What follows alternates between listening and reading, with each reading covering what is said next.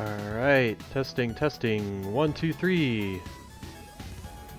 This is Wesley from the Central Ohio GameDev group. Can you hear me? Doing an audio test mic. I can hear stuff on my phone, so I think we're good. Always have to kind of see how things are going. How's everybody doing? Hey, Perspective Games. Yeah, Ludar, good. Alright. Cool, cool, cool. I think we're gonna go ahead and get started because we actually have a pretty jam-packed session today. Good, good. It's actually a pretty nice day. We've been pretty lucky these last couple of weeks, a month, to get some pretty good weather. Nice Saturday afternoon. Let me go ahead and switch over to my face. Pardon my voice. I always seem to, when I have like a bonfire the next day, I feel like, you know, I'm a little bit, like I've got some kind of sickness. It's not, I just got allergies, so it's like, we decided to do s'mores. Let me go ahead and focus in on myself. There we go. Does everybody see me okay? Welcome, welcome! Hey everybody, how's it going?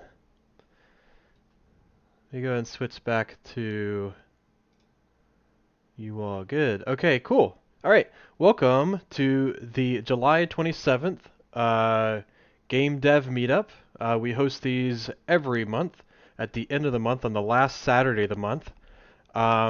So keep a lookout for that. We will always have this session so that you all can kind of know what's going on each month to month, how we did last month, how we're doing next month.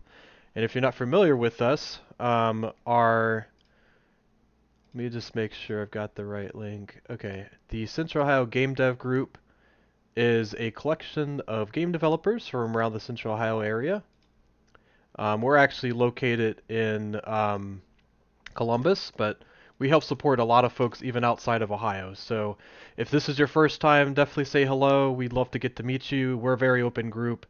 Our goal is just to kind of help grow and support the game development industry around the Midwest, as well as anywhere else too. If you've seen some of our shows, we've helped people from Utah, California, even outside of the country if we can. So any way we can help you, we're just here to kind of promote all kinds of folks. We definitely do a lot of stuff locally. So if that is your thing, if you're around the Central Ohio area, we have a lot of different opportunities for you. But we're happy to help promote and share the good word that is game development and games in general. So, so a little bit about myself. My name is Wesley Adams. I'm a local, what we call COGG admin. So I help to run a lot of the events, as well to kind of connect with all of you and just kind of be, here to support. We have a team of ours, and actually maybe I can kind of just share that real quick. Our website is a collection of game developers, but we have a team of admins as well that you'll find if you actually join our Discord channel, right there at the top right. Definitely check us out. It's a great community there if you just have questions, if you want to lurk, if you want to promote and share and connect. We kind of do all the above. We've been around for, I don't know, like 13, 14 years at this point. And our goal is just to kind of be a place for people to kind of share really cool stuff for games. So we got to go through our PowerPoint.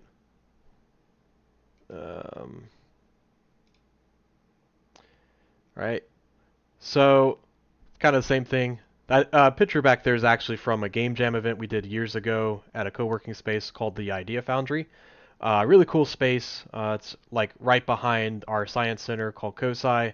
If you ever get a chance to around Columbus, definitely check them out. They've been a great group for us for years, and we kind of go there where we can. But yeah. So again, we're a collection of game developers who want to help each other make games. We collaborate with other local groups like CCAD, Columbus State, OSU, and more. I always forget to put that in there, but there's other different game groups called there's one that's the Cleveland Game Dev Group. They're a pretty good group. You can find them on meetup.com, as well as you can find us as well. we're up there too. So if you're looking for different events, we always have three of them. There's an extra one this month coming up, which I'll kind of go over. But yeah, if you're in Cleveland, there's a Cleveland Game Developer Group. If you're in Cincinnati, there's a Cincinnati Game Developer Group. You can easily look them up on Google as well, but or your search engine of choices.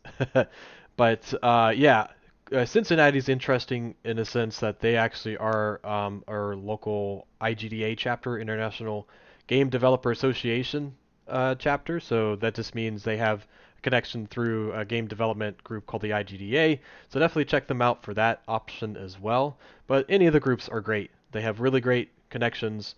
There's one that's growing in Dayton. There's one that, I used to know of one in Youngstown. And they're kind of popping up everywhere. There's a lot of different groups. Like even Columbus has a uh, Columbus VR group. So if you're into VR, check them out. They do an event every so often as well. So there's a lot of groups like that too. Um, so there's a listing of our events for the upcoming month. Prototype and Play is this first one. It's the second Friday of the month. It is online this month coming up, unless for some reason that changes. If we find an event that seems to fit, we will change that. But for right now, it's the second Friday of the month, and that'll be in our Discord channel. There's actually a prototype and play lobby that folks kind of start with. So this will be the August 9th from 6 p.m. to 9 p.m. We had a really good session in July. I'm really glad that everybody posted in there. We give people about anywhere from about 20 to 30 minutes to present, and we will ping everybody at that point prior to the event. If you're interested in presenting, it's basically anybody wanting to showcase their game and have an audience kind of talk about hey, what's working well, where's it moving into, how's some of the updates going. So if you want to showcase to a group, that's a great place to do that. You never know who might pop up. You might have folks that are just kind of interested in that type of game. Maybe they want to give feedback. Maybe you can ask them, put them in your wish list if you're on Steam or itch.io or something like that. So definitely have a chance to check that out because they're a great group of folks there. So um, that will be in our Discord channel. So we'll have channels for you all. And basically, once you let me know, you'll just let me know in Discord. I'll let you all know how to do that during that time. But I'll send you a role. I'll set up your channels. There'll be like a text channel and a voice channel that you guys can go into and share your stuff. And I'll show you a little bit of Discord here in a little bit so you can see some of that. But essentially, that'll be your home for that event that night. And we kind of cycle through those every month. So if you're last month and you had a showcasing, we'll eventually archive those. We'll bring them up if you need to, but just kind of continuity, we'll just kind of archive those month to month and then bring in new ones for the next month. So that's Prototype and Play. The Let's Play series is our second event of the month. That's every third Sunday online. Our COGG admin Caleb Eno hosts those online as well, and it's actually on this YouTube channel. So if you are interested in seeing what we did last month we did. What did we do last month, Caleb? We did a game called Rusted Moss. So we did a Let's Play series on that. So basically a Let's Play series is kind of a deep dive into the mechanics of a game, what's working well, what could be improved, and just having a fun time playing some games. Sometimes they're games that you all ask us to play. Maybe they're your own games. Sometimes they're games that are with a specific genre in mind, maybe like a puzzle game or, a kind of maybe like a strategy type game, or maybe it's a fighting game, or I don't know, maybe it's a Sims game. So we've done all kinds of different stuff, and month to month we kind of change it up. So if you have ideas for August, let us know. There is a Let's Play channel that if you have some ideas that you want to throw in there, even if it's your own game or something like that, just let us know. Caleb coordinates all those, so we will post it prior to the event when we're starting to get some ideas narrowed down, and then we showcase. And if you want to be a part of that show, just let us know. We're always happy to have anybody kind of chime into those. If you're interested even doing chime into this game dev meetup, I'll show you how to do that here in a sec. But yeah, we're always wanting to find ways to help you all, right? So that's our Let's Play series. And then if you're part of this show, you're part of the Game Dev Meetup. All right, so this is the last Saturday of the month, usually towards the end of the month. It is different next month because we have another event that happens on the last Saturday of the month. So the Game Dev Meetup is this one. It's a news and breakdown of all the different types of things that happened the prior month, the next month, a showcasing of your games, and presentations. So today we have a presentation which I'll talk about here in just a sec. But if you're wanting to present in front of a community and get some feedback, you want to do a one-on-one chat, this is a great one to go to. It's the longest running event that we've had. It is usually online, though we are trying to find a space every once in a while, kind of like our prototype and play event, to do in person. So keep an eye out for that. August will be the 24th from 1 to 4 p.m. And so that'll be online currently. If that does change, we'll let you know. And just as a note for prototype and play, those are usually online, but they do every 3 months. Will be in person at an esports facility called Game Arena. So we won't have one in August in person, but keep an eye out for September because that's our next planned one with them. We're working to get more in-person events, so keep an eye out for that. If you have suggestions, we are going to different trade shows with GDEX and whatnot, just kind of supporting them and finding some ideas as well. So let us know if you have an in-person event or if you have something that you want to talk about. Post it in the chat in YouTube or let us know in Discord, and we're always happy to cross-promote. And if you do need support, we can talk about that one-on-one per case. So our next in-person event that we're collaborating with is MatsuriCon. So let me go ahead and post that. And there is a reason. MatsuriCon, if you're familiar with them, they are more of an anime convention than a game convention per se. But as part of GDEX side quest, which if you're not familiar with GDEX, GDEX is our local game development conference. Let me get the link in here. And they do everything from game development showcasings to talks to shows to dance parties. We have a lot of cool things planned this year. So if you're interested in showcasing your game, this is one of the biggest events that you can find in the Midwest. So it's a great place to go to. We highly suggest going there. COGG is going to be there for sure. So definitely check us out there. And that is at thegdex.com. But the big thing with MatsuriCon is that's going to be August 30th through the 1st. And because it's a side quest with GDEX, that means if you have a game that you're developing or pretty much done, or you want to showcase, this is kind of a great way to do it because it's free for game developers to showcase there. So we are looking for a lot more folks to kind of present there. It's like I said, it's a free event. I mean, outside of obviously like if you need to park, it's going to be at the Greater Columbus Convention Center. So you'll need to park around there, and if you need food, obviously that's kind of on you guys to get food. But outside of that, you know, compared to a normal event, it's all free. So if you got a game you want to do a dry run with and see how it pans with other, you know, convention going folks, this is a great place to do it. We did one like about a month and a half ago with CorgsCon, which was a retro gaming convention at the State Fairgrounds. We have another one coming up at Cleveland Gaming Classics in September, so keep an eye out for that. But that one's another one we're going to be doing in Cleveland with another side quest. So again, these are meant to help you all present your game or game-related topic at a convention with GDEX. So it's a great place to kind of get an idea of what that's like, or if you're trying to get feedback from your attendees, all to kind of prep you for a bigger show like GDEX, right? So if you want to be a part of that, let me know, or we actually have a link that I'm going to post in the chat. You can find that there, and I'll kind of showcase a little bit of this here. Whoop, didn't mean to do that. There we go, that's the right one. All right, so this is MatsuriCon. So if you want to learn more about MatsuriCon, again, it's more of like an anime convention, but the GDEX side quest is a place both you can sign up for, which I just posted the link in the chat channel, or you can obviously join us at MatsuriCon and check out all our game developers at the GDEX side quest. So definitely check them out. They have a hotel and pre-registration open if you're interested in that.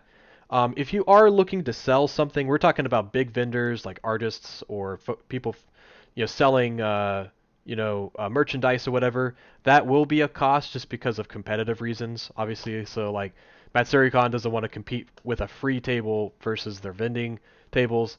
But you're more than welcome to join our GDEX side quest with that, especially I know folks have done that in the past with our MatsuriCon. The same deal as before, right? So if you want to join us, we're happy to have you. But definitely check us out either way. That's going to be a fun weekend because there's going to be a lot of people there. MatsuriCon's a great show. We love kind of supporting them and being part of the show every year. Cleveland Gaming Classics is here. This again is going to be in Cleveland at the IX Center. September 20th through the 22nd, so that's kind of more towards September time. But if you are interested in that one, this, to my understanding, is a more of a limited run show for the GDEX side quest, but we are having one there. I know a couple of you are kind of on the fence and are interested in that, so definitely check that out. If you want to see the forum for that show, it's the one I don't have the link on hand for.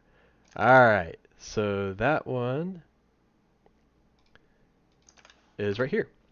Again, if you need these again, just ping me.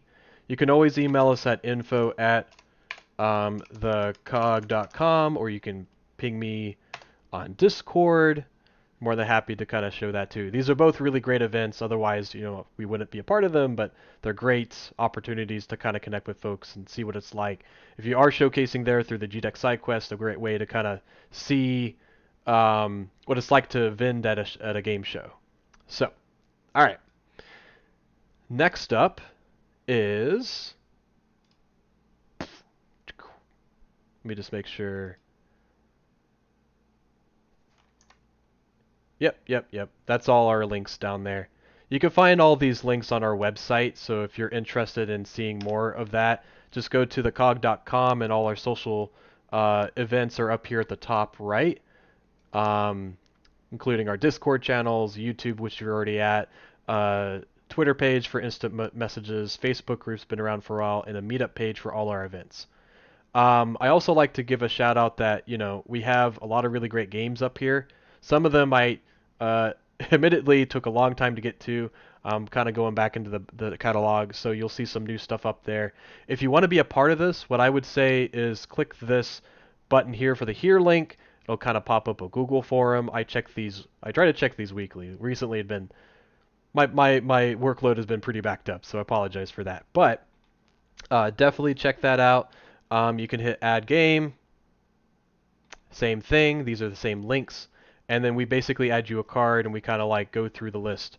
If you got updates to these, just email us at the email I sent you, and you should be able to let me know if you need changes or updates, and I usually give you a chance to kind of update this. So I know First Person Stapler got a new thing on Steam, so we updated that. But yeah, check these out. We're gonna play actually the Spirits of Combination Village today, because that's one that kind of came up. But yeah, so that's kind of our games. And here's a list, just kind of more of the same thing. We have quite a few different resources to go to. We have a new section on our webpage. We have about 2,200 members on Meetup and 700 members on Discord, growing all the time. So hopefully that's a great pool for you to kind of get to network with us and talk to our group and be a part of it. Today is going to be a mixture of same thing as we've kind of been doing before. We got COGG news, local events, COGG games, presenters, all that good stuff. This week or this month we have Matt Stone from Ludar. He's helping to support a subscription service that supports indie game developers. So we'll talk more about that. And then usually what happens after I'm going to be doing kind of a quick showcasing of some games that you all have posted in the month of July, either through playing it or through showcasing it. I'm trying to get through a lot of these. It's actually a really great thing that you all have been posting quite a few games, which is awesome. So keep them coming. Trying to go through as many as we can each month during this time, as well as you're more than welcome to do it through the prototype and play events every second Friday of the month. So however you want to do it, we're happy to kind of showcase what you have. Um, but then afterwards, after this event, we have everybody that wants to come join us in our Discord channel, um, and give a little uh, just kind of a breakdown session, right? So if you want to talk to us, we have a voice channel in the general chat channel, which I'll talk about at the end of the show, where to go to for that. But then, yeah, just kind of catch up. I have an icebreaker question, which kind of leads me to the last news article I wanted to showcase, and we'll play some games. Is esports is now voted as part of the Olympic Games. How do you think this will affect the perception of competitive gaming? Um, so that was something that I thought was kind of neat that happened a couple days ago. Although, and I guess to kind of get into it, some new news has kind of occurred. So I'll kind of give a little bit of a news article for you all. I'll post it in the chat. Why not? So yeah, so this is basically there's a couple folks that kind of got through the IOC, the International Olympic Committee has decided to create an Olympic esports. Now they were talking about putting it in this year, but due to concerns about different community types and whatnot, you can kind of read more on the article. They decided to push it to next year to kind of plan it a little bit better, which might be good because right now the Olympics are going on right now, right? So they may have to kind of think more about that. So, but yeah, that could be something coming up. So I'm interested to see what you all think about that. So maybe 2025 there'll be an esports division for the Olympics, which could be kind of cool. All right. Next thing I wanted to do is Lucky Roll Studios has announced a new uh, game, The Witch's Whisk. So if you haven't checked this out, definitely check them out. I haven't had a chance to get to learn more about this, and I don't remember if I posted this last time, but definitely check them out. They're great folks. They actually had a game that we played before, which you'll see is Cozy Room Decorator, which is great. Definitely check that out. They have a sale. Looks like it just ended, unfortunately, but definitely check them out because it looks like they're always making some new content, and they're a great group that's been making some really cool games. So that was Lucky Roll Studio with their new game coming up, The Witch's Whisk. So this is a bakery, pastries, cookies, and more, casting spells and enchantments to complete orders for hungry customers. The Witch's Whisk, you'll play as a witch who owns a bakery. You'll be tasked with bakery management, challenging spell casting, recipe unlocking, decorating desserts, and more. So it looks like it's still in the progress, but you can sign up for a newsletter to get information about it. So they'll share more soon. So cool. Next one that I guess I never noticed, and I'll try to get this because I wasn't prepared to play this yet, but I'm going to try to play this next month. But I was looking in the list of our COG games on our Discord channel and noticed I did not see the Weekend Space Command prototype. So I'll post this in our chat channel. So definitely check that out. It's a Weekend Space Command prototype is a peek at what location-based games could do. If a self-contained game that needs no internet connection but can still identify 7 million places worth visiting. So that's cool. Optionally, you can download data to your device to draw maps there, allowing you to get detailed visuals without constant connection. That's kind of neat. So take on the role of captain in research fleet, prepare to do some exploration, and 4 or more places in real life. Yes, it's a prototype. You're not supposed to play it forever. Download it, try it out, and provide some feedback. See how it delivers on a fundamental premise, and decide if this is good enough to build on, or if the data needs expanded, or isn't your jam at all. Then tell us about it here. So yeah, so this is great. Definitely check this out. It looks like it got developed sometime in June. But please, if you do play this, give some feedback. It's always great to get feedback on games that you've been playing and give them kind of some updates. So definitely check that out. So if you're interested in what these entail, I'm going to go ahead and yeah, I'll showcase a little bit of the Discord channel and make sure I don't have anything crazy. Bloop. So I got that, got someone on the docket. All right, kind of go into our Discord channel. We have, once you sign in, you'll kind of jump into the welcome start here area.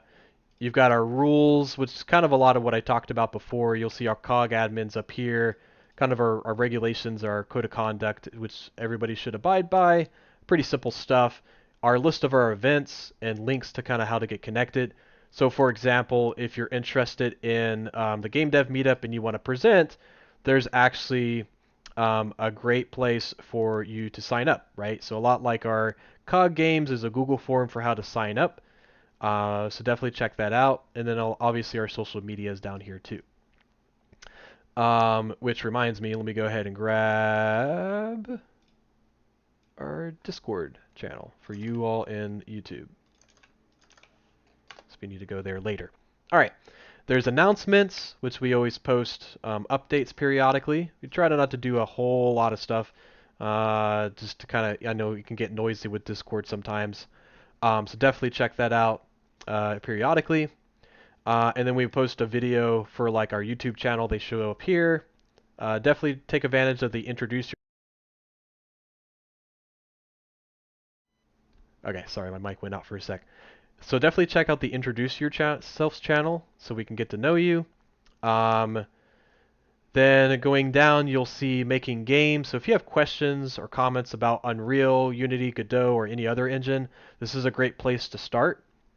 Below that is our community channel, so you can assign your own role. If you're a technical designer, creative, just hit these emoticons and that'll assign that stuff. A lot of times what I like to do is ping people if there's like a like artist question or art, game development opportunity or job or something like that. Definitely check these off because a lot of times I try to let people, get a higher surface. Like, hey, I got a really specific programming question. Maybe I could talk to the technical folks, or maybe there's a job opportunity. Try to ping them too. The general channel is a general channel just for everybody to talk in. You can do dev help, which is a forum-based channel. You can create your own post, or you can look at other ones. Or if you have a question very specific that needs a lot more eyes on it, just kind of more specific questions, you can make your own. And then you can tag it however you want. If it's code, design, a bug, a texture thing, an animation, a rigging thing, all the good stuff. Then this is kind of what I was talking about today, the share your games. If you have a game and you want kind of like a home base, so to speak, in the COGG channel server, you can post stuff here. So essentially this top portion is like what's updated every 30 days, and things that's 30 days or older will kind of show up here. So I do, for this GameDev event, kind of been picking away at some of these and playing them on the stream. So who knows, your game might show up on our stream, which would be kind of cool. Don't think of this as like a final place, a final portion of your game. These are meant to be kind of like build as you go. So if you like want to showcase concept art, so we have some great stuff from Mole Maiden. This is kind of periodically posting stuff. And then if you want to post your Discord channel or your other social links, feel free to put it here. And it's a great way for us to keep track of where you all are at.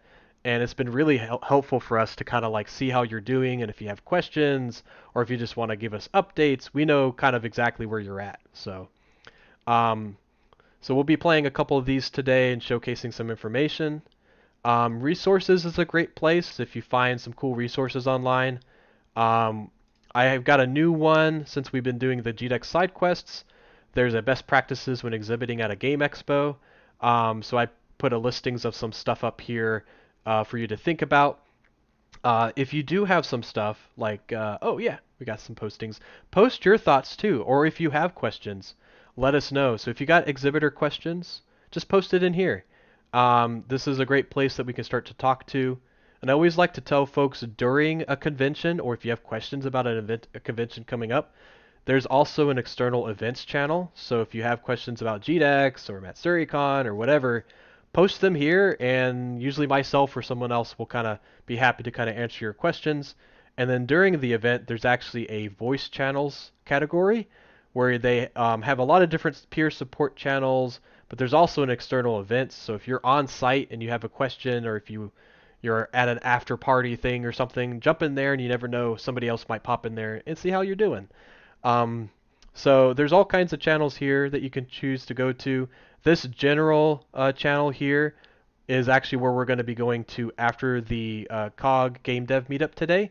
So after the event, definitely go to this channel, and we'll be happy to kind of talk to people after the show. Um, there's all kinds of other events that, or other channels. Business Talk is great if you're looking to ask questions about starting up a game business. If you have questions about how to, we were talking about LLCs, different finance stuff. So this is a great place to go to for that. When we do our COG Let's Play, this is where Caleb asks folks what they're interested in for the showing that we do every third Sunday of the month. So keep an eye out for this channel. If you're an artist, this is a great place to showcase your artwork, which has been great. I saw Tony showcasing some stuff. We have some great artwork from our different communities. There's a really awesome animation that we've been seeing, logo updates, all kinds of great stuff. So definitely check this out from time to time. There's some really great things that you guys are showcasing. Keep them coming. I love seeing what you all are doing. If you're more a musician or sound effect artist, we have a sound channel for all that. So if you got things periodically you want feedback on, or just want to see what we're working on, this is a great place to go to. Screenshot channel is where you kind of post stuff it says Saturday, but you can post it whenever. So if you got progress on your game, post it here just as a general way. We got a new hardware channel. I've been seeing people doing some great updates, some cool like game related mechanical controllers and stuff like that updating here. Job and collaborative resources. I mean, always trying to keep an eye out for this. If you have a game, or if you have a game developer job opportunity, please post it here. If you're looking for a job, post yourself here. And you never know if someone might be like looking for an artist or a programmer or whatnot. So if you want to post your portfolio or resume, this is a great place to look into from time to time. You never know what you might find. I posted recently a couple of places some people might be interested in asking about for where to look for jobs. This is kind of where I would start as like some things off the top of my head. So definitely check that out. And then shameless plugs. So if you've got like a podcast, or if you got something you thought was cool, or just kind of in general just wanted to share, go ahead and post it here. And then we obviously have a random channel. I already talked about external events. Game jams. If you got game jams you think might be kind of cool, if you want people to kind of join you with, post it here. Game time is meant if you want to play a game. And obviously we have an awesome pets channel and music channel. So this community section, or what's called a category in Discord, is a great place to start if you just want to get connected with a lot of us. We're here quite a bit, so definitely check that out. All right, sorry for the detour, but I wanted to kind of give a breakdown for those who are part of our community, or maybe not have known what our different Discord options are, because a lot of you are in there. All right, next up. So we talked about Weekend Space Command. I wanted to get into the next one, Spirits, a Combination Village, right?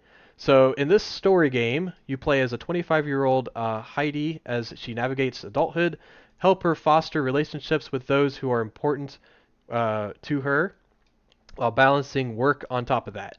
So Combination Village, the home of Heidi and her friends, is a small village where many of the residents hold strong beliefs about the afterlife, what happens when people are reborn as spirits. Their village comes across from the idea that they'll combine with their soulmates in their afterlife once they passed on. This point-and-click visual novel is a heavy narrative experience, and the choices you make will determine different outcomes. Solve puzzles, make decisions, and adventure through this story-rich game. So this was actually sent to us for our COG games. So if you want to play this, you can go there. Just go to thecog.com/games, or I'll post it in the chat channel. Definitely check that out. It's a really cute game, and I think what we're going to do, just because we're kind of running out of time today, I'm just going to post this here and maybe save this for the end to play. So if you want to see more of that, stick around and we'll play this after some of our presentations. Next up is Sharp's Tower Adventure. So this just got in under the wire, I think like last night. So if you want to learn more about that, of course I clicked the wrong thing in there. Okay, cool. There, sweet. So this game is about Sharp was a wandering through a forest when she stumbled upon a tower. She enters the Tower of Curiosity, but the door immediately shuts behind her once she enters. But when she saw a ladder from the outside that goes to the top of the tower, if she can make it to the top of the tower, she can escape. Also, it's rumored that the tower was once a bankrupt bowling alley, so that might explain the possessed bowling balls and killer bowling pins. Good luck! You can use the WASD and arrow keys to move and jump. Press P for pause. This also has controller support. There are 12 levels in this game. You are ascending in each level, although in one you descend. So yeah, looks kind of like a fun, I would assume, looks like a side-scroller game. So again, I think this one, just for the sake of time, I'm going to save for the end. But definitely check that out. We'll have a lot of really cool things to play around with later. And then definitely check out their itch page. And if you do play it, please do add some comments for feedback on all of these games. Because this is the best way for our developers to get improvements and just kind of see how they're doing. So definitely check that out. Next couple ones, I wanted to do a shout out for Megamax. We actually had them show up via our Let's Play in July, the second Friday of the month. They had a really cool, it's kind of like a Mega Man-esque Commodore 64 Apple-like design. So they just announced that they had their game released in beta. So now they're looking definitely for feedback. So if you get a chance to definitely check that out, play it. It was actually a lot of fun to play. There's a lot of really cool levels, a lot of cool mechanics. So this is a great game to give some feedback on and play and just help out the devs working on this game. And next up, let me see. Oh, what is this? Oh, that's right. We're talking about Mole Maiden. They did an update on July 1st. Just kind of got under the wire when we did our update in June. But looks like they have a little breakdown of some news that kind of showed up. You can definitely check them out. Here, let me go ahead and post this here so you can kind of read the article. But they had a news update. It's kind of talking about the breakdown of the game, kind of like behind the scenes, kind of how they work inside of it. And actually, they work in, what do they work in? Always forget. Might be their own engine, or maybe it's Unity. I'm not sure what this is. I'll have to ask them about it. This is actually Tasty Games, so you might have seen them pop in and out of COGG every so often. So this kind of looks like a breakdown of their fight story mechanics. Yeah, that's cool. Yeah, so definitely check this out if you're interested to see what's behind the scenes in making a game. There is, looks like they're doing internships. I know that they were having some career opportunities there, so you can check that out. And if you want to see more of their game, check out their Steam page. So cool. Cool, cool, cool. All right. So what we're going to go ahead and do is, I think, wrap up our presentation intro today. And we're going to start to move into our presenter today, Matthew Stone, which will talk about Ludar. Ludar or Ludar? I have to ask him which one it's called. So let me go ahead and set that up. Let's see if we're ready.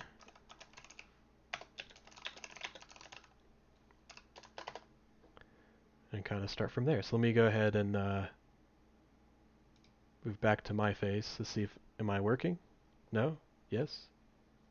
Doesn't look like it. Alright, let's see if that works. Can you guys hear me okay? Alright. Let me kind of bring up our Discord. So, welcome everybody to the one and only Matthew Stone.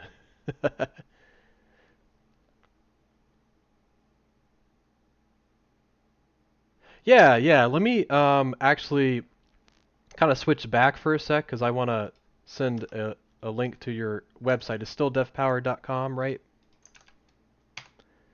And I'll let you kind of share that here in a sec, but just kind of want to showcase your website. So um, Matthew actually got with us about a month and a half ago to talk about their platform, and I think we've done a couple of these where they're different uh, game development supportive opportunities for you all. And I think this is actually a really great fit for our community because it's a great way to kind of get you all a place to kind of go to and get support for your game that needs a platform to kind of support what you're working on. So I'm kind of paraphrasing a bit because I'm going to let Matthew actually talk more about that now. So let me go ahead and switch back to her face, but I just wanted to do a shout out for the website. So without further ado, everybody welcome Matthew Stone.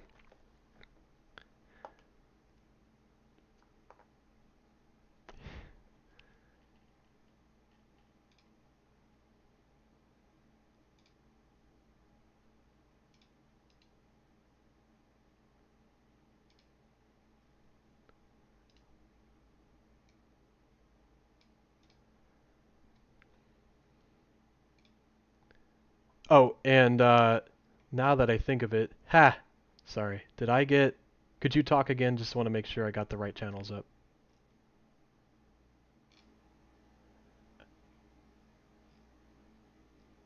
I, Oh, okay. Now you should be good. Sorry, that was okay. totally my bad. So, Okay, so I will start over again. yes, my apologies. No problem. So hey everybody. So yeah, I'm Matt Stone. My background has actually been in AAA game development. I started working on Halo out of my first graduate degree at Carnegie Mellon. And then I worked in AAA through all the way up to ZeniMax Online a couple years ago, where I left saying, hey, I'm going to go pursue my own thing. And then as we were trying to build our own studio, we realized, wow, there is a lot of problems right now with studios being able to get development for the games that they're working on. So we ended up pivoting, and now we're working on Ludare. If you want to share my screen, I'll scroll through a couple things. So, to provide a high-level kind of summary of what it is. So Ludare is a new subscription service focused on indie games, where what happens is players are able to set aside an amount of money, saying, "Hey, I like indie games. I want to support indie games. I want to put $5 towards the games that I play." And anytime that they play a game and they register that playtime through our service, we then split that money at the end of the month based off how much time they spent with the different games they played. So imagine if your game was played for 2 hours and somebody played Hollow Knight for 2 hours, each of you would get half of the money for that month from that player. Um, and the main goal there is really lowering the barriers for players to try new things, let them be able to enjoy the games that they enjoy, and being able to support the developers that they really like just through the pure act of what they like doing, which is playing a game. And this also means that if you're, for example, trying to raise new game, you're doing a Kickstarter, you're like, hey, I'm going to go make a Hollow Knight 2.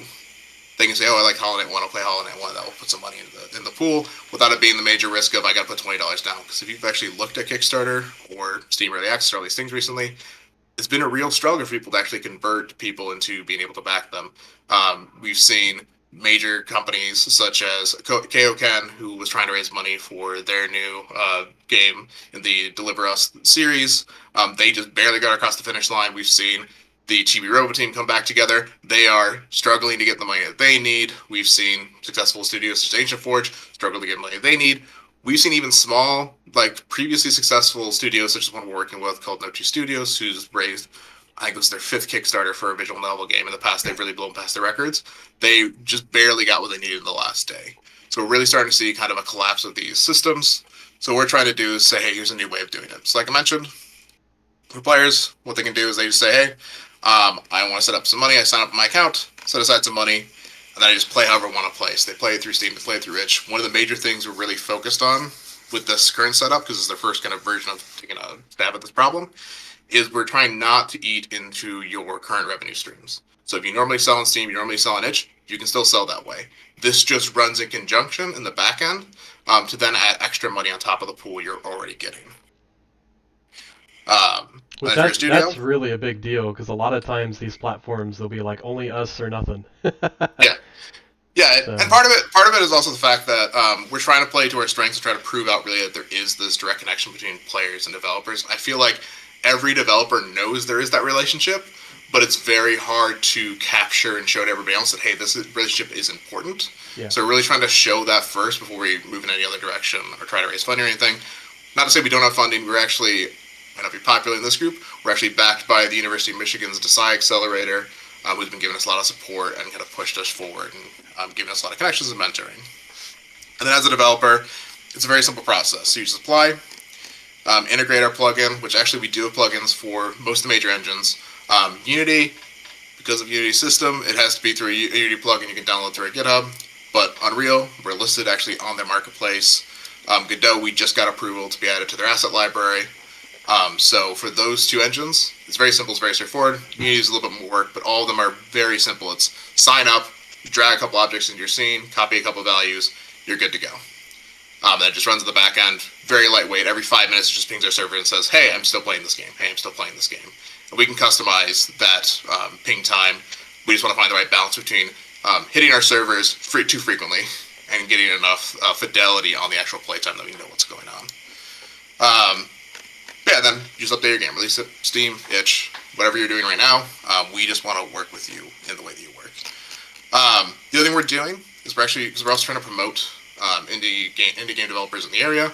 We're doing this series called Studio Insights. We released our first one recently, focused on Azure Ravens, which is one of the groups that we've actually gotten on board.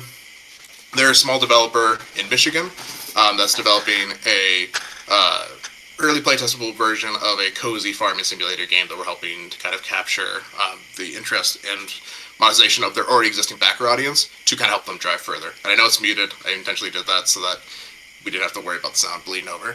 But we're also looking for people who are even just looking, maybe not interested in the platform, but they just want to talk.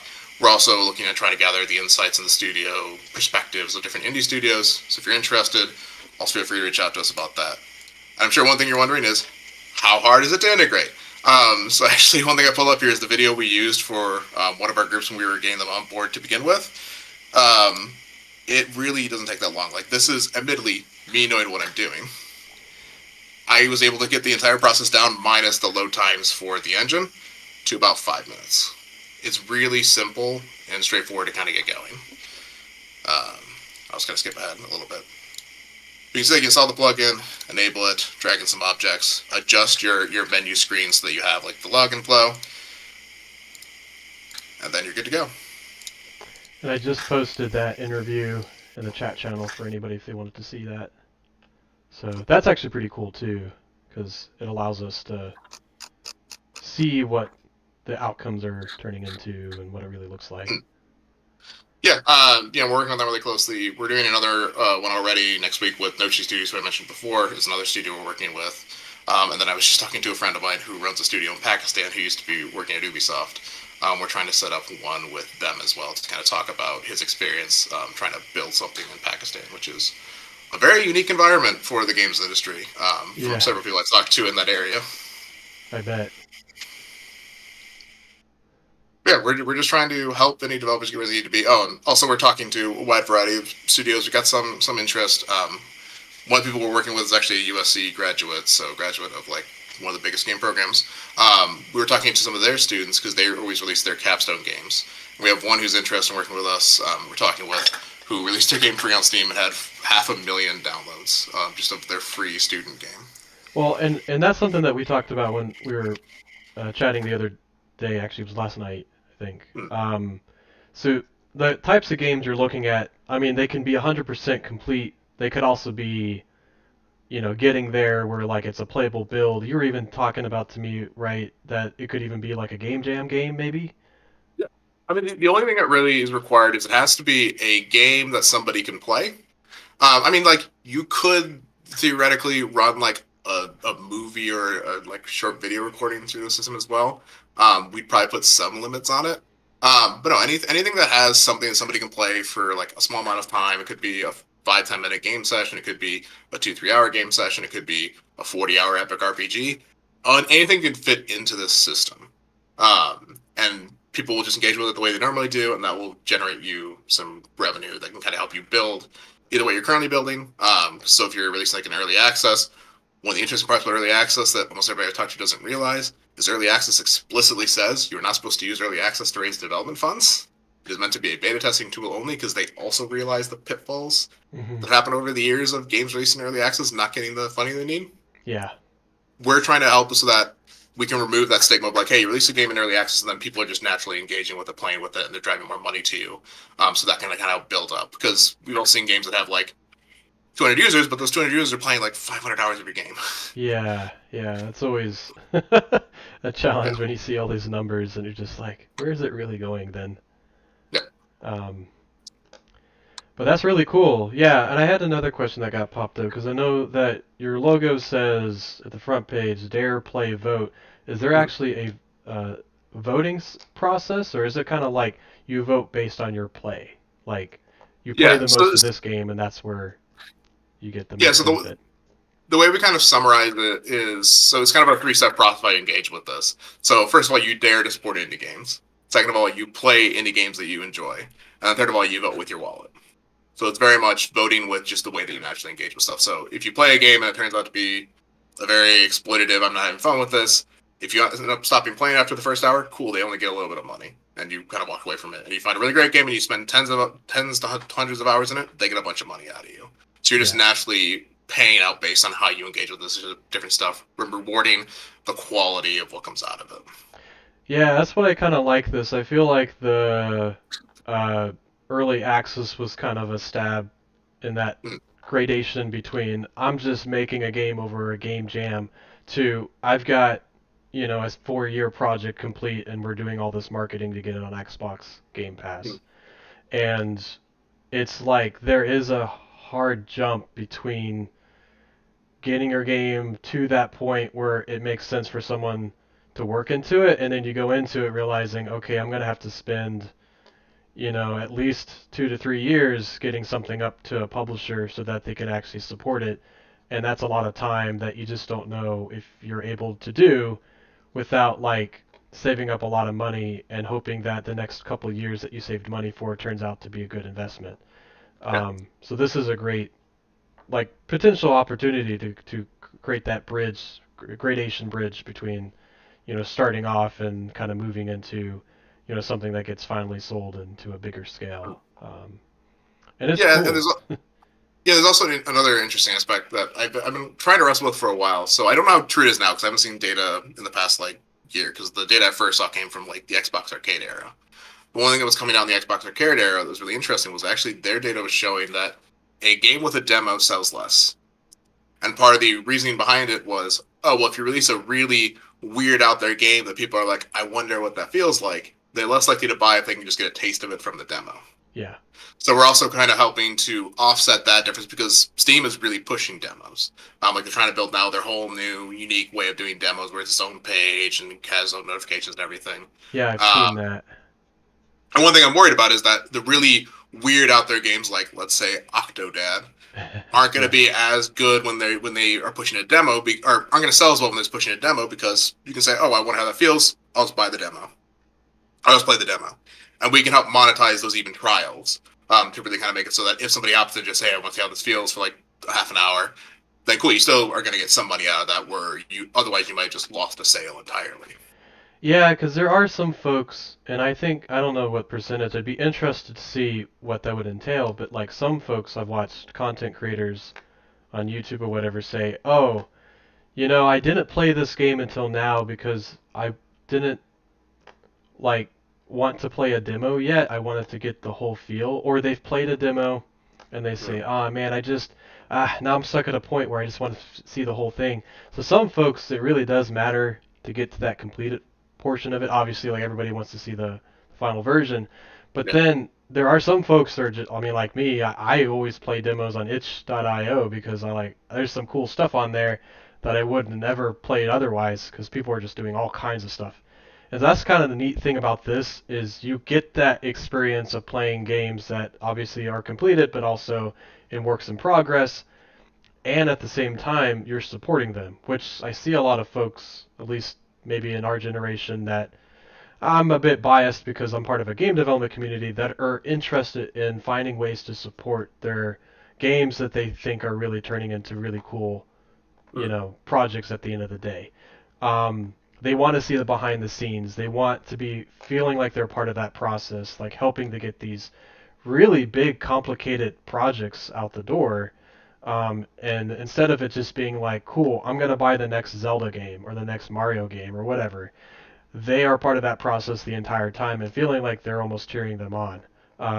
That's kind of why I actually do like things like Humble Bundle and Xbox Game Pass and buying games through COGG or whatever is because I feel like I'm helping to support that process. So a Mm. subscription-based model is like only amplifying that idea. At least for me, anyways. That's kind of how I feel.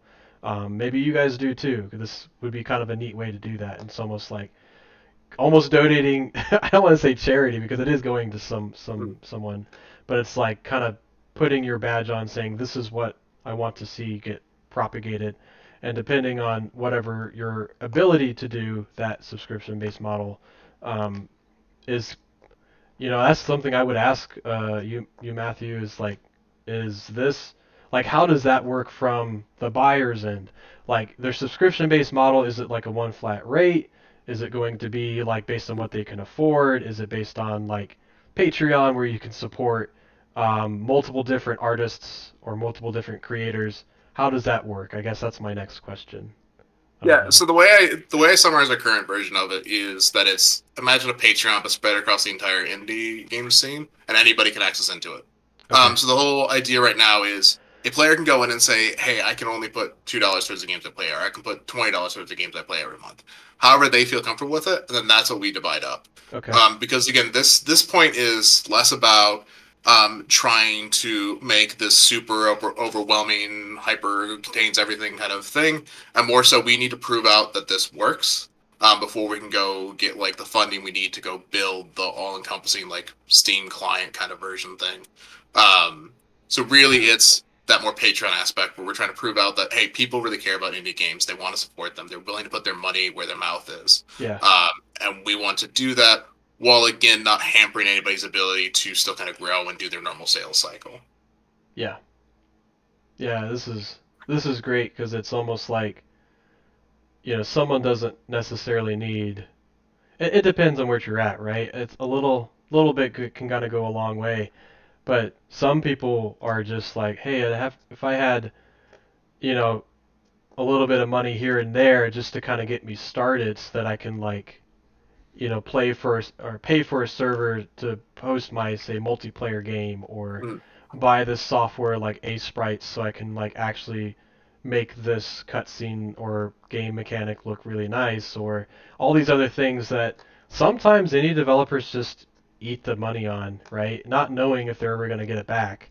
I mean, the hope would also be that you could, if you're planning to sell the game, that at some point you would itemize that as, part of your business. But, everybody's kind of in a different direction, so this kind of helps to, Mm. opportunities and resources like this helps to offset some of those costs. Yeah, And then, yeah, that. yeah, So yeah. go ahead. Well, I would say yeah that, but also the other interesting aspect is if you look at like Steam charts and the player behavior of these different games. A lot of what you'll see is we all kind of know there's that big balloon at the beginning that kind of falls off, but a lot of indie games once they kind of go through that roll off, they hit a really stable point where it's like I'm going to continually get this much attention every month for the next often to infinity. As far as we know, we only have like 7 years of data. Yeah, Um, but we can see that, so we can kind of help indies also kind of shift this behavior of like, oh well, now I know I'm going to be bringing in 10,000 grand a month, so I can plan forward and say, okay, I have 10,000 grand a month. How can I spend that best? What resources can I get? What software can I get? yeah, Kind of help them plan out a more stable and sustainable future for them.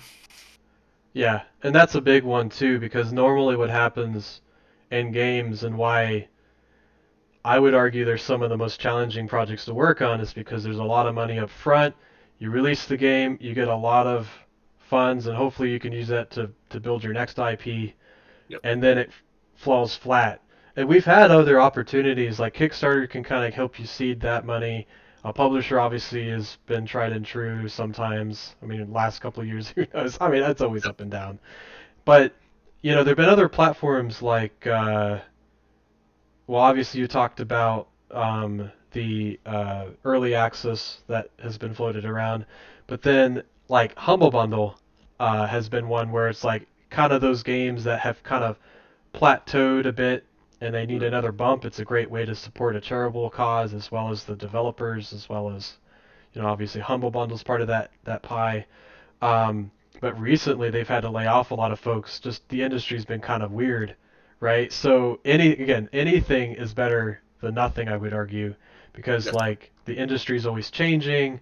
We don't know where it's going to go into the next couple of years, and having a little bit of seed money, I think, could kind of help some of these initial pulls. Yep. Even if it's just like talking to publishers later, because you said it's not exclusive to just this platform, you can say, hey, by the way, as I've been developing this game, the trend of like actual funding has come in because of players' support. Here's what that data looks like. That could be really valuable, right, as Mm. part of your portfolio.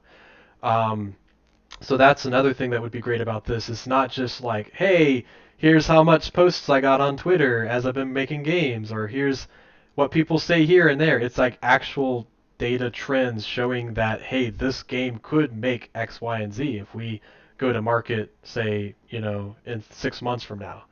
And Mm. that's really useful. That's, I think, one of the really cool things about this that I don't always see in a lot of different platforms. So, Yeah.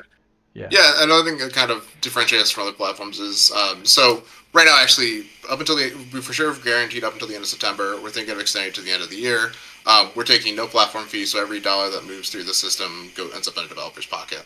Um, and even beyond that, our platform fee we're targeting is below Steam, below most other marketplaces. And even with what we are taking, we're planning to majority reinvest that back in marketing our library and promoting the games that we do have, because we think that's kind of where the best value comes in and where we can do the most work. And also, the whole system is meant to promote indie games, so we should reinvest the money we do make into indie games. Yeah. No, that makes sense. I mean, it's also like, you need to get it promoted out there so you can get a bigger base to Yep. this new business and get more players in the pool, so to speak, right? So Yep. that's really good. Yeah, and that's the cool thing is, a lot of you I know have done game jam games or have worked on games or have just released games. I just showcased a couple of them just in the month of July. So if you ever have any questions, I mean, I'll obviously talk to Matthew about like what your thoughts are, but um, I guess that's my next question. So you started talking about it. So then it sounds like you said the next couple of months you're accepting games for this platform um, at a entry rate of just, I guess, you you get what you get kind of thing. Mhm. So that's pretty cool. Um, but what are your next thoughts? So that could be through September, maybe through the end of the year. What's your next cycles? Or are there any other steps that you want to talk about? This platform. I mean, our main goal is prove out this main validation that this is what people want. There's interest here, and then we're going to go actually try to raise funding to do a full end-to-end distribution platform, because we want to move to more of a Game Pass style model, but with a better revenue share. So maintain the same revenue share we have right now, but push it forward into that model because there's a lot of people who like those kind of things. They work really well, but I would argue that they don't work great for AAA and especially in Microsoft's camp because they are both shrinking the pie and then taking more of the pie so that Microsoft stays whole, but everybody else loses out. Yeah. And we want to say, no, we want to grow the pie and let everybody get more out of it. Well, again, that's kind of like how, and I might be visualizing this incorrectly, but I almost see like a lot of the funding you see nowadays as I almost think of them as fireworks, right? Because they Mm-hmm. pop, they pop, they pop, and if they keep going, great. Or if they get enough, great, right? Yep. But this shows almost like a progressive, like really slow, like almost explosion that hopefully after a while turns into a sun and you've got enough light to last you for a while, Yep. right? So, or as long as the game is popular, it seems like, which is really cool because I've seen a lot of Twitch streamers that just like for you just talked about, I think was it Hollow Knight. Mm. People still play that game, right? Yep. And people playing that game can subscribe to that game and support that, and they're always like, man, I either played this or I want to go back to it and do a speed run a certain way, this would be a great way to kind of support that. So, Yeah, yeah. well, it's also really interesting because like I talked about like the one form of player engagement where it kind of has that cliff and it falls off and then it kind of levels out. Yeah. But there's actually another type of curve that I find very interesting. I don't think people talk about, which is there are actually a lot of games that have a steady trend upward. Like there are Okay. the really popular ones like Stardew Valley has a steady trend upward on their Steam numbers, Yeah. like since they launched.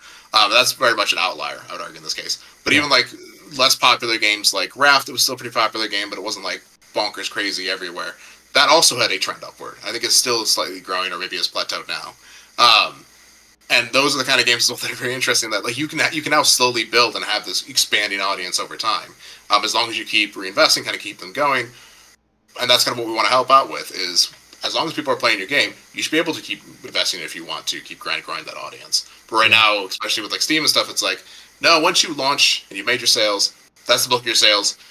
The logical thing is to step away and Yeah. kind of like let it coast where it is right now. But we're saying no, you should be able to continually invest in that if you want to. If you don't want to, step away, cool, do whatever you want to do. But if you want to keep going with that, you should be able to keep going with that. Yeah, and that's what I've seen too, and I'd be interested to see how you guys progress that type of sales. Because Steam's one of the things I hear a lot of that it struggles with is if you're making a game for a while and you literally pick the wrong weekend to publish. I've heard people say change their release date a week before, or days before, just because they realized another game is being released that same day. A lot of these EA sales or whatnot tend to happen that way, where people have been like, oh my gosh, like today was the day, and I'm like a page and a half like deep in the top page because EA had a big sale or something like that. Yeah, So I think you're talking about like Potion Tales or whatever it was. Yeah, got yeah, immediately yeah, slammed by those discounts. yeah, that was one of them. Yeah, but I've seen some other ones too. It's just like you never know. But I do appreciate they do some really cool stuff on their platform where it's like uh forget what it's called, but it's a narrative, almost like an online expo in a sense, or online show, where they say all our narrative games are getting highlighted this weekend or this entire week. And they do live streams, they do promotions, and it's a great way to kind of again reinvest in those things. So that's what I'd be interested to see if you guys are doing anything like that as this platform grows. Are there ways to give everybody an even playing field? Because to be honest, like there's a lot of games out there nowadays. So one of the hardest things is just getting any kind of exposure. Yeah. So So, we definitely want to do that. One of the actually interesting aspects of the not necessarily platform now, the platform we want to build to is the fact that once somebody's in the door, it's very easy to hop games. yeah. They could say, "Hey, I like that game over there has like an interesting aspect. The only cost to me is going to be the hard drive space and the time to download. Yeah. And if that puts me over, my ISP is causing me money. But that's separate issues we can't control. Right. Uh, so we really want to get to that spot where anybody can try anything. But the other unique aspect of this being more of an engagement-based system than like a Steam where it's much more payment-based, we don't have to promote just the games that get attention. We don't have to promote the games that sell. Where Steam, that's their model is. We promote the game you're most likely to buy, which is probably going to be a AAA game or a very popular indie game or like the thing that just came out that everybody's talking about. We can promote those smaller things. Like, hey, this came out a couple years ago, but it kind of fits your taste. Would you like to try it? Because we're just trying to keep you engaged in the system as long as possible, Yeah. which then means we'll be able to take more shots with more random things to see what works and what kind of keeps people playing, trying new things. Yeah. Okay. Yeah, that'd be cool. Yeah, and some of that just depends on how the approach is entailing, because I think a lot of the it's hard to tell because I don't have the data obviously, but like some of the things on like the Nintendo Store, or Steam Store, or Xbox Game Pass, when they give you suggestions and things, maybe are reactionary to their platform and how it's like engaged their players and obviously their developers. So it's almost like, you know, one of the things I always thought was hilarious was like how big the Steam store was, but how terrible like searching for stuff was for a long time, I felt. And then they finally gave you like categories you can post your games into. And I was like, this was duh idea you should have done years ago. Mm. Um, and that's the funny thing is like, you know, I would love to see that in more gaming platforms is just like things that make finding what you want to play easier. Because I find a lot of stuff on games through itch.io or through like my random Humble Bundle library or this random Mm. stuff on Xbox Game Pass that I was like, man, I would love to have known about this game when it got released. How come I don't know about this? Because there's so many games that I'm like, oh yeah, these are cool, but like I might put them off for a little while. And that's kind of like the struggle I think as a player is that I just don't have good content always. And with the limited amount of time I have, like I don't want to, have to search through everything. And there's I would argue always a game for somebody, right? So, Yeah, yeah, it's funny you mention that because yeah, like Steam's got a little bit better about it, but again, like I said, they're trying to promote like whatever they can sell. yeah. Itch, I think is I much as I love them, I do not think they put much time into the search algorithms, and I do not think they need to. And they honestly might be right about that because Itch is more so a hodgepodge of games that you kind of search around for on your own, and you don't necessarily want to be driven towards anything. Yeah. But in my opinion, Xbox Game Pass is the worst in terms of discoverability because Yeah. I don't think they care. I think their value proposition as they see it, which I think is potentially starting to burn them a little bit, is not necessarily any one game or any specific game. It is just there are so many games that you don't really necessarily care. You'll find a couple and you'll engage with them a little bit, and maybe we'll serve you up one or two, but we don't really care. Our whole proposition is 200 games, and you're going to engage with us because of FOMO. Yeah. Like the only time you ever find out a game is when it gets launched because you'll be like, "What's new? Oh, that's the thing at the top of the page." Because that's all they want to remind me of is, "Hey, games are constantly coming in." They don't really want me to like get super into any one thing. Yeah. There's a lot of factors in that. Surprisingly, you know, we live in a day and age where like memory is pretty cheap, but the one I really struggle with is honestly console games. I've got an Xbox Series X, whichever one is the one that has like what 300 gigabytes or something, like 500 gigabytes. And I was like, oh man, that kind of sucks because like I have all these games I can play, but never enough room. And I did break down and got like one of those like super expensive memory cards, but I was just like, man, like downloading it's not only just time to play the game but like the space to do it because a lot of times I just want to pre-download it so I can play it on a night that I have free time. I don't want to be spending around all this time like downloading a game and waiting for it to install. um, but yeah, to your point, it's almost like you have all these obstacles that you kind of want to get beyond because there's always enough things that you kind of come in the way, that you just need to be able to get to where you need immediately. And so having a good curated library that is catered towards you is really important. My wife always likes to say like, "Oh, you're playing your favorite Xbox game? Find that game that you like to play and never play it." I'm like, "Yep." Yep. I spend my weekend sometimes, and instead of doing all that, because you're right, like I think in some instance, um, that I go through Xbox Game Pass and I put a bunch of stuff in my wish list, and if I open up a game and play it, I get like Xbox rewards for just opening up a game, right? There's kind of a thing to that, but it's not really catered towards like, did I actually like that game or did I just open it up just to see what it's like? They don't know that from that data. I mean, I've played games where I open it up and said, this isn't really for me, and then I just never open it again, but I still get points either way. It's like writing your name on a piece of paper and getting points for that. So, um, but it would be nice to have some more things that were really catered towards user playability and preference. That, admittedly is kind of a hard solve to do, I would say, right? I mean, how can you tell if someone liked a game and played 100 hours in it because they thought it was so amazing or because they got stuck on level 5 and were just like frustrated that they couldn't figure out that puzzle or something? So it's kind of hard to tell. But if you see someone subscribing to a game and actually putting their money where their mouth is and being like, this game is awesome, I've done that before. It's actually one of the things I do like about Xbox Game Pass is if I play a game I do like, and I say, I mean, I honestly, like recently I played Little Kitty in Big City. It was like one of those short games that was totally fun, and Mhm. I literally beat that game and then paid for it afterwards because I was like, I want them to make more games. Where this is kind of the other end, where it's like, I'm going to subscribe and give it a chance to try it out and be like, ah, cool, I really like that. Then I'll just continue to subscribe because I want them to make another game, right? Or I'm playing the game and I'm subscribing to it, and obviously I want to play it more, so I'll continue my subscription. Yeah. So kind of is the best of both worlds in that instance. So yeah, it's really cool. It's really neat. I'm interested to see how this entails. And if you guys are have a game that you want to showcase, like they said, they're doing kind of an early promotion thing to kind of help with the funding costs and everything. Definitely check them out.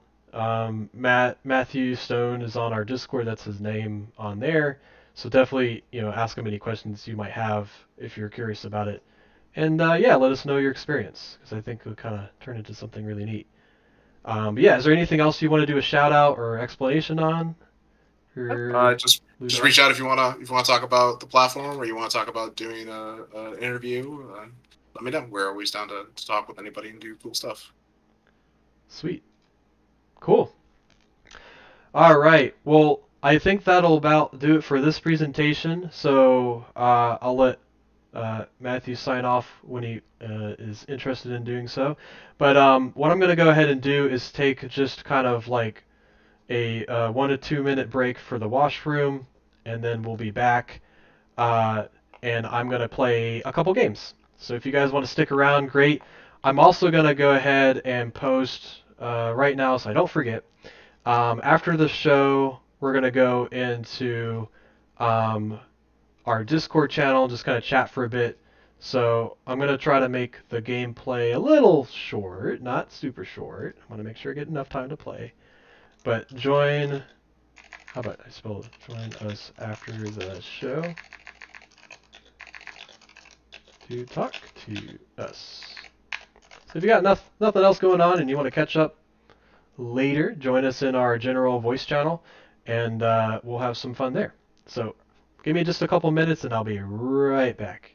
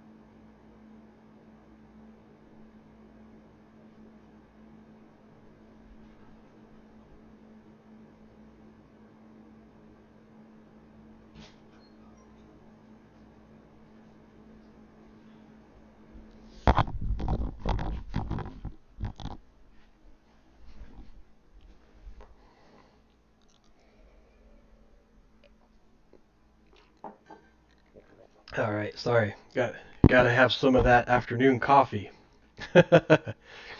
I'm a I'm a definitely coffee fiend, so to speak. So just real quick, just had to take a quick break. But thank you so much, Matthew, for showing us Ludare. So definitely check that out. We got links in the chat channel, and definitely you can pop in our Discord channel if you have any questions for him. So, all right.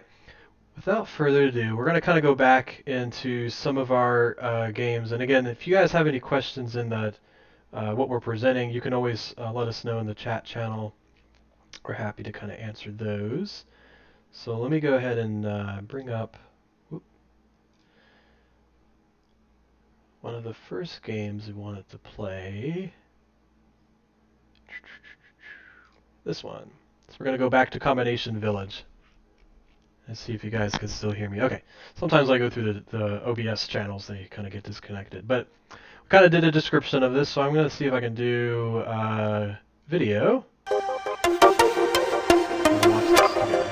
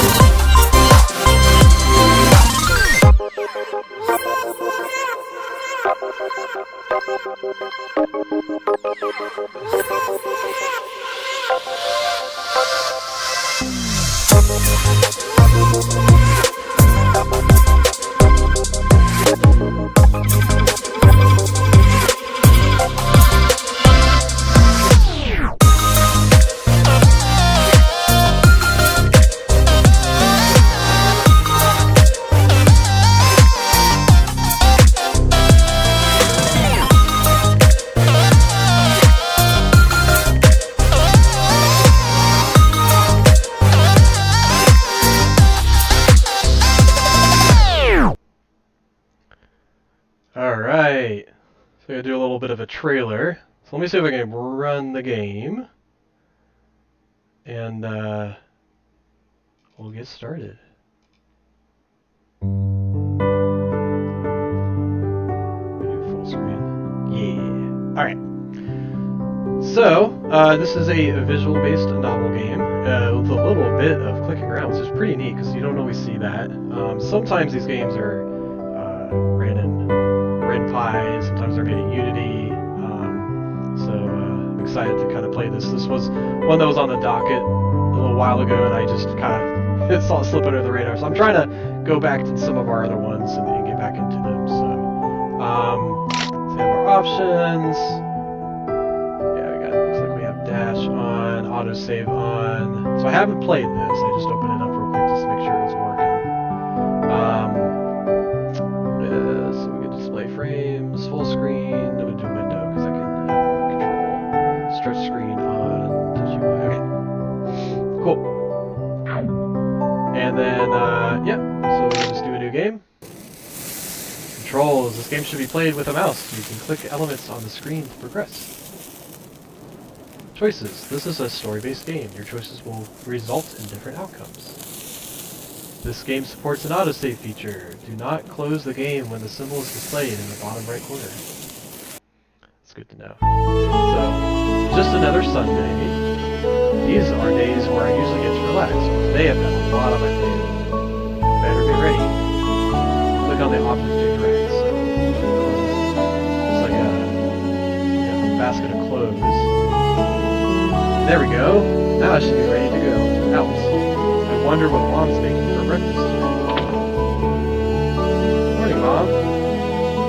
Heidi, you sure are up early for a Sunday. Yeah, I know. I'm meeting up with Faye and Dan at the mall. Faye, I don't think I've heard that name before. That's why this is kind of important. Oh, so I either get to tell Mom why it's important, or I just abruptly leave. Okay. Let's go ahead and tell her. Faye is one of my coworkers. We haven't hung out outside of work before. So today I'm introducing her to Zane. Sounds like you've got a busy day ahead. You'll at least grab some breakfast before heading out there, right? Yeah, breakfast is the important meal of the day. Yeah, I could grab something quick. Good to hear, because I know you wouldn't want to miss out on French toast and bacon. Yeah.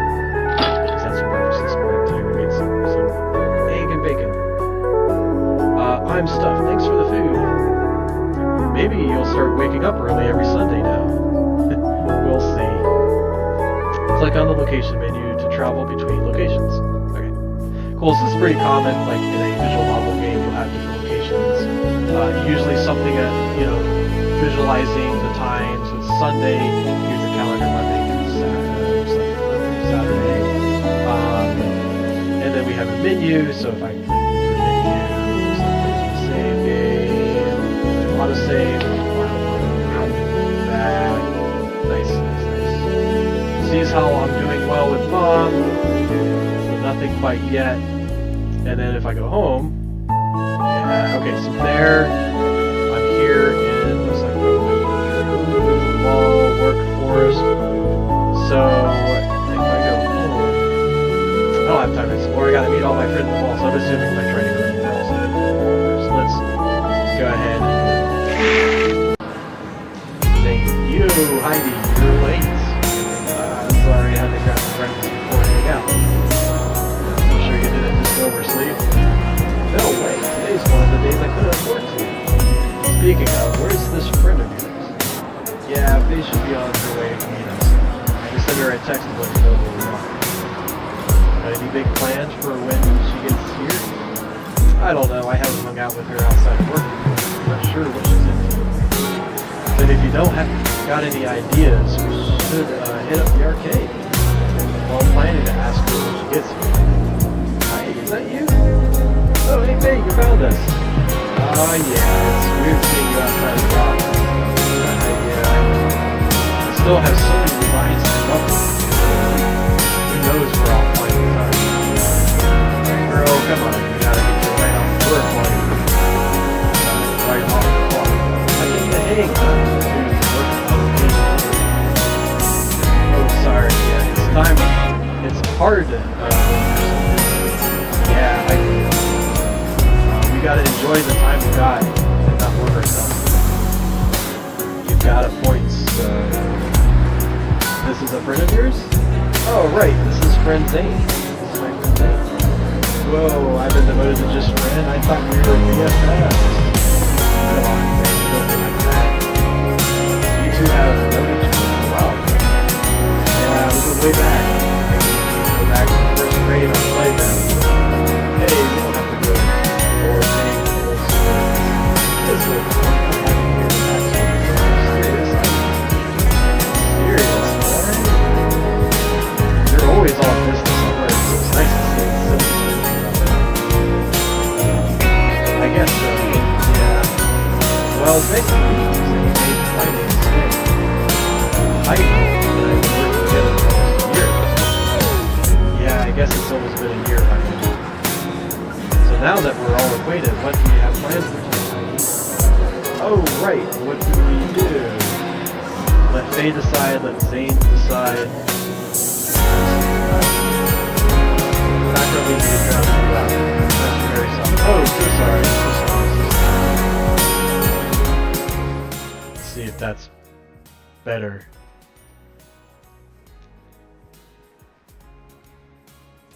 Is this better, or is it like about the same, worse? Let's see. Is this better, or is it like about the same? Yeah, I can definitely hear me. All right. Sorry about that, guys. Sometimes I don't see the chats. What I need to do is eventually get another monitor, and I'll see everything a-okay. Good. I'm so sorry. I'm so sorry, guys. It'll be hopefully smooth sailings from here. All right. Since I've got you guys on the chat, do you want to choose this one? You want to go let Faye decide or Zane decide? Let's see what you guys say. Or we can come up with something. Ooh. We gotta do middle of the ground.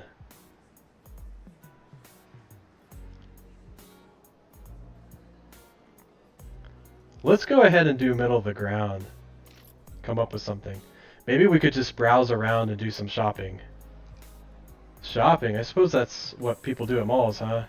Seriously, Heidi? What a lame suggestion. I mean, if you don't want to, we can do something else. Nah, I think it'll be fun. I don't mind window shopping around at least to see what they got. We ended up walking around the mall and checking out various shops. We didn't really end up buying anything, but it was fun to hang out and browse the stores I wouldn't usually go in, just for fun. Zane seemed pretty bored, but I think Faye had a good time. Well, that was a fun day. Thanks for inviting me to hang out, Heidi. Sure, we should do it more often. Agreed. Yo, hold up. Aren't we getting dinner? Oh, I guess, I didn't want to hold you all up too long if you didn't want to. I don't got any plans for dinner, so I'm down to get some food. I did have plans at home. Yo, does this mean we get to eat Lily's homemade cooking? What? Hold on, I didn't tell Mom that anyone was coming over or anything. Then just let her know now. Oh man, invite them over or part ways. This is always hard. I can actually kind of relate, like, oh, I had other plans and it's not like I didn't want you over. It's hard to say. So this is kind of where I think, oh, I can't click on it now, but this is probably where relationships get into it. So it's two people having fun versus my mom not having fun. Now, I had a good thing this morning by eating breakfast with her, but maybe I just invited him over and say, hey, your breakfast was so good. I brought some friends over to have dinner, so let's invite them over. Okay, fine, why not? Sweet. What's she cooking up? Last time I heard it was gonna be beef stew, so should be enough for everyone. Oh, sounds good. Thanks for letting us tag along. I wasn't sure if this was a great idea, but sent text to Mom and we headed home. Mom, I'm home. Heidi, you need to give me some warning next time you bring friends over. Yeah, I knew that. Sorry, it was kind of last minute. I know, and I'm telling you that it shouldn't be. And you don't remember what I told you about tonight. Wait, I didn't hear anything about tonight. What do you mean? That's what I thought. Sorry, ma'am. Why do you say it like that? Sorry, ma'am. I thought it said mom, so I said ma'am. Really strange. Sorry, mom, or ma'am. If you want us to go, we can. No need. Now that you're all here, you make yourselves at home. Will do. Appreciate it, Lily. Heidi. Pam-chan? Yeah, Pam-chan. Oh yeah, I forgot today was that day. Hey, this is your cousin, ain't it? Yeah, Pam-chan comes to visit every once in a while. This week's my mom's watching over her while her parents are out of town. Aw, she's a cutie. Hi. It's good to see you, Pam-chan. Have you made any fun drawings lately? I did. I had a dream where I could paint fireballs and throw them. So I made a drawing of me as a fireball mage. Oh, wow, that sounds so cool. I'd love to see it. It's not done yet. I'll show you when it's done. Yeah, you're right. I wouldn't want to ruin the surprise. I can't wait. Oh, sorry. I got something hold up. Okay. Okay, kids, let's eat before the dinner gets cold. We all had gathered around the table and enjoyed a nice meal together. Mom wasn't happy about the short notice guests, but I think it turned out okay in the end. It was fun to have everyone in the same room together, sharing a meal. We spent a long time after the meal talking and hanging out. I never get tired of your cooking, Lily. It was delicious. It was a delicious meal. Thank you for letting us join. Give me a bit more of a warning next time, okay? Of course.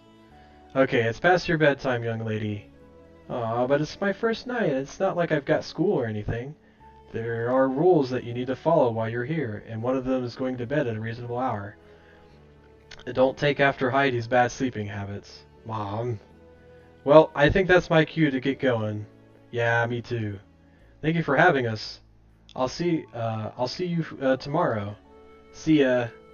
My friends head out, leaving with my family for the night. We all headed off to bed soon after. It's morning. We've got work today. What should I do? Call in sick. Oh man, you'll be the troublemaker. We'll go to work because I'll see a friend. I work at a design firm. We're usually behind on work, not because we aren't good at our job, but because we're understaffed. We're often wearing multiple hats to get work done. I've had a lot of projects to do. What should I do today? Create a new design, make social media post, have a meeting, kill time. Well, kill time would probably be the not great scenario. Let's go ahead and make a new design. Create a few new designs today. This should help us get back on schedule.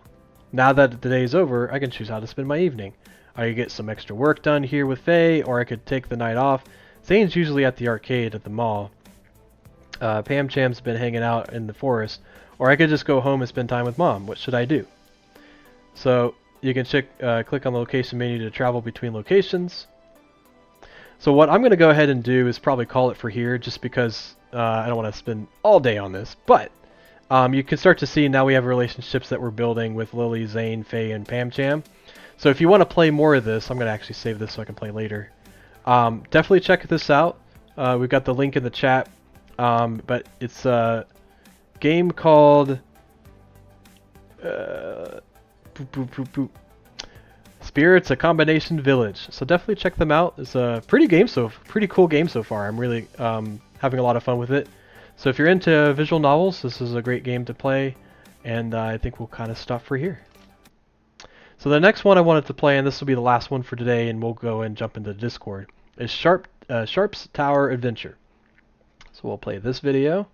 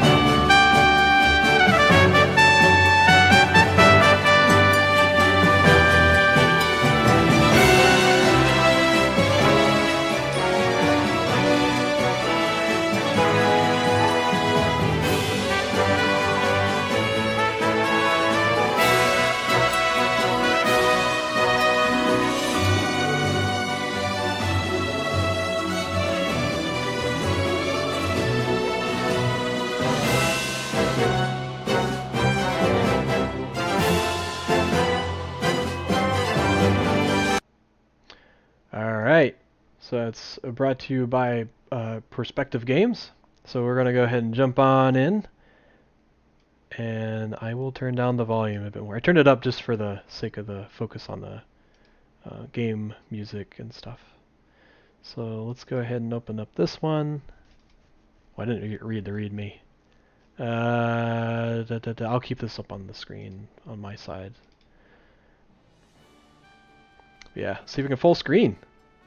Thanks for those who full screen the game through a window, because sometimes they don't have that, and I'm like, I don't know what to do. Let me double check. Let's see.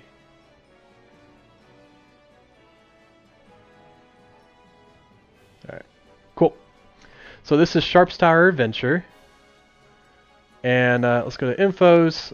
So this is kind of information on the itch page, which we already went over. But here's our heroes: Sharp the Cat Girl, Random Fire, don't touch. Killer Bowling Balls, also don't touch. Possessed Bowling Pins, yeah, don't touch these either.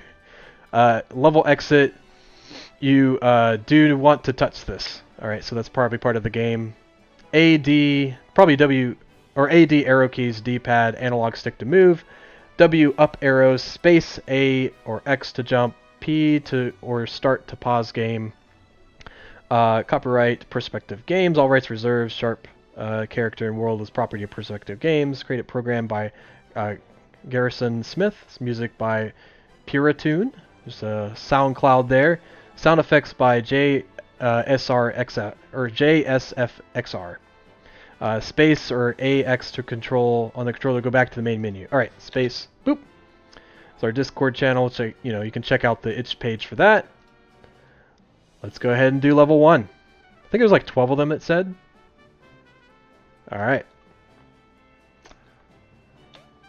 All right. You know if the volume's too loud, too soft, all that good stuff. Goal! Let me move that cursor out of the way. Alright, level 2.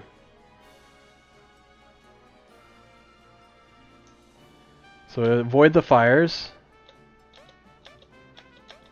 Wonder what engine this was made in. So it looks like I can do short jumps, long jumps. So there's quite a bit of control. Oh!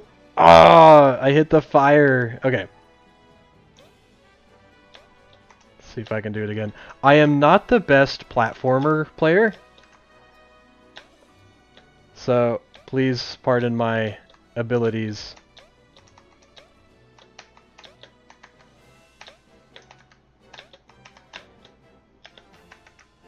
There's climbing.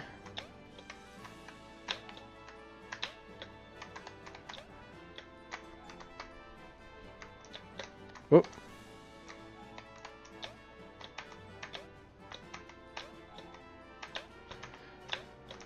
Oh, I can jump onto the ladder. Oh, buddy.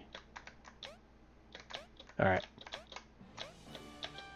Yay! Exit. Whee! Wonder if I can go up on the goal. That'd be funny. So it's definitely got a very... game audio is quiet. Okay. We'll turn it up just a tad. I just didn't want what we had last time where you couldn't even hear me. Oh, hey! Perspective Games is on here. Game Maker Studio. Yay! Okay, cool. Thank you for that. I wasn't sure. I always kind of like to know so people kind of see what games can be made. And what platforms. Whoa! Oh, I thought okay, so you can't jump when you're on a ladder. For some reason I thought you could do that. Okay. Try it again.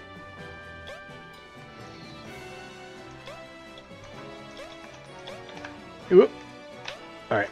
Not making that mistake again. There we go.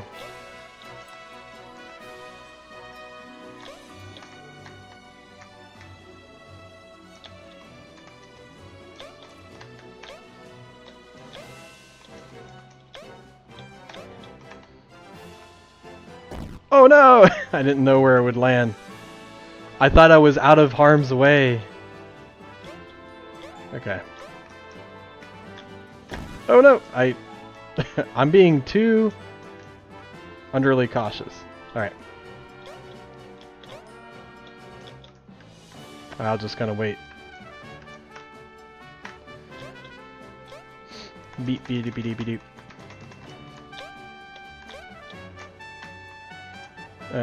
I forget which way it goes. Oh, I can do that.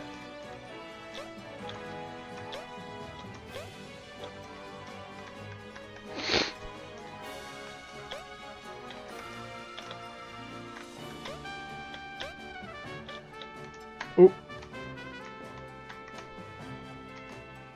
Okay, I guess I can just kind of skip that part. Oh my goodness, no! When I told you guys I'm bad at platformer games, I really am. Yeah, the background is super trippy. It's almost like, so it's like you're kind of going up, but the background's going down. Yeah, alright. Yeah, I just gotta get good. Alright, I think I'm getting the hang of it. Now if I go over here, I'm good to go.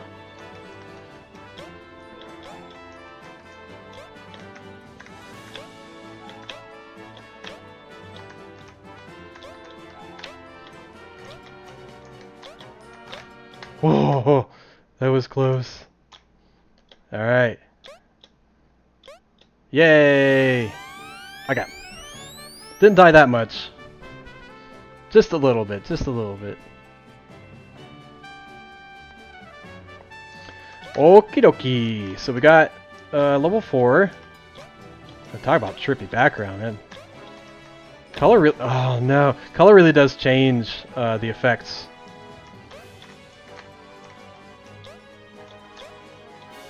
I gotta have our COGG admin Tom play these games because he's way better at platformers than I. Ooh. I'm glad I have some ability to kind of like move around in the air. That kind of like if I misstep, I can just move a little bit. Ooh. Having like a heart attack over here.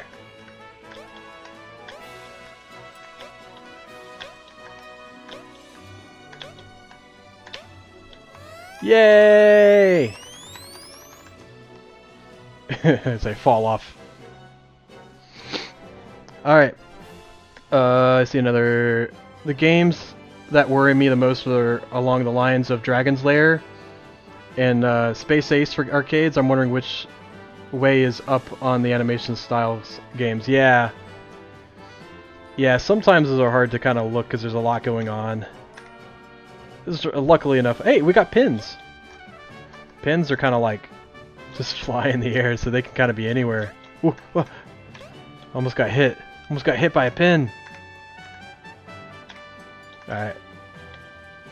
It's kind of neat. I love the like little smile on the cat girl's face. Is really funny. Oh no! Oh no! Oh! I fell and then fell onto a pin. Okay. This might be my last level. If we can make it. Because I think I'm pushing my luck. I'm showing you guys my skills, which I have none. I have no gaming skills, surprisingly enough. All right, I'm just gonna do my best. All right, bowling balls are no match for me. Okay, I spoke too soon. No! That's really heartbreaking to see me fall so far. Oh my goodness, I have to go all the way up. I mean, that's kind of how it was in... no! In Mario, right? Kind of reminds me of like Super Meat Boy or Celeste. So, let me go ahead and see if I can actually get it this time. Yep. Blah blah blah blah. Blah. Okay. Come on. Blah blah blah blah. No match for me, pin.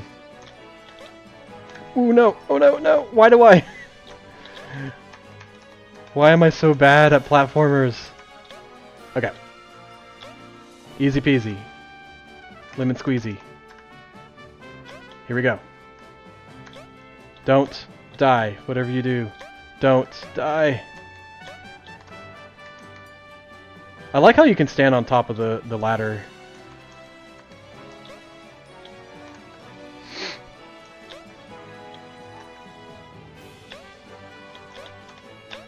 Alright. Oh, there's pins. Oh. Okay, I was like... oh my goodness. I'm having a heart attack right now. No, no, no. Ugh. Now I know how, like, content creators feel when they just like watching people... Oh no. Play. Yeah! Alright, now the suffering is part of the charm. It is. I get so frustrated in games. I was not built for these types of games. Alright, so this is 6. I'm gonna stop it for here. Because I could play this to level 12. But if you want to see more of this game, it's about halfway through, a little less than halfway. This was Sharp's Tower Adventure. It was a lot of fun, actually. I mean, I know it's like kind of pretty simple mechanics, but I'm having a good time. You know, I know I died a lot. You kind of see. Oh no, it's like Sonic. It's like Sonic. Oh no. Okay. Yeah, it's a lot of fun. So I'd definitely like to finish this one. But I think I'll kind of call it for that for today. Those are the 2 games that we have. Yeah, definitely check out our list of games on Discord. So what we're going to go ahead and do is call this for today for our July Game Dev Meetup. Thanks for everybody coming out to see. Thanks for bear withing with the audio stuff at the beginning. There's always something. But yeah, if you've got time, if you want to, if you've got nothing else going on, join us in our Discord channel. I should have just posted it. I guess I can see that. Yeah, the challenge is supposed to keep you coming back. Yeah. Yeah, in the Discord channel, in the chat channels above, just go ahead and click on that. That should get you right into our audio channel. If you're new to our Discord channel, I think it pops you into the introductory channel, but you should find us. So if not, make sure you go to thecog.com, and you can always see us in our Discord link up here, the red button at the top right corner. That should get you in there no matter what.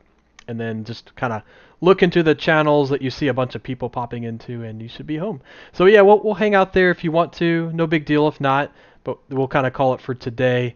Thanks for everybody coming out. Our next event is going to be our prototype and play event, which again is August 9th from 6 to 9 p.m. in our Discord channel. So definitely check us out there. Thanks for everybody coming out. We look forward to doing more stuff with you. And again, if you are interested in showcasing your game, we have MatsuriCon August 30th through 1st. And you can check out our links in the chat channel for that link, or in the announcement channel of our Discord channel. We're still looking for developers. But outside of that, I'll leave it up to the end today. Thanks for coming out, and if nothing else, you guys have a great rest of your weekend. And I'll talk to you soon. All right. Take care, everybody. We'll catch you next time.